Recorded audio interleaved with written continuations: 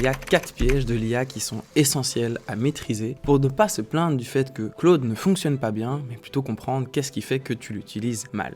La première chose, c'est les hallucinations. L'IA va parfois inventer avec une confiance totale sur ce qu'elle dit et te donner des informations qui sont complètement erronées. Et ça, c'est relativement normal parce que c'est lié à la manière dont une IA fonctionne. Une IA, ou plus précisément un LLM, est un modèle prédictif qui finalement, sur base d'un contexte initial, va te prédire l'élément le plus probable. Et donc parfois, elle va pouvoir inventer des dates, des informations, des contextes. Pour pallier à ça, la première chose, c'est de toujours vérifier ce qu'elle te dit, de demander des ressources et de passer derrière et de jamais faire confiance à 100% à ce que l'IA va te donner. Le deuxième piège, c'est le knowledge cutoff. Eh bien ça, c'est tout simplement parce qu'une intelligence artificielle est entraînée sur une base d'un modèle de dataset à une certaine période dans le temps. Et si toi, tu l'utilises 6 à 12 mois plus tard, eh bien toutes les informations qui sont passées depuis, elle n'est pas mise au courant. Afin de pallier à ça, l'élément le plus important, eh bien ça va être de donner accès à Internet à ton IA pour qu'elle ait la possibilité d'aller se renseigner directement sur le web. Troisième piège, ça va être la fenêtre de contexte. Ce n'est pas parce que tu vas utiliser un modèle avec une grosse fenêtre de contexte que tu vas pouvoir donner énormément d'informations. Parce que la fenêtre de contexte, c'est un peu comme la mémoire interne de l'IA, c'est tout ce qu'elle se rappelle de la discussion, et au plus le contexte est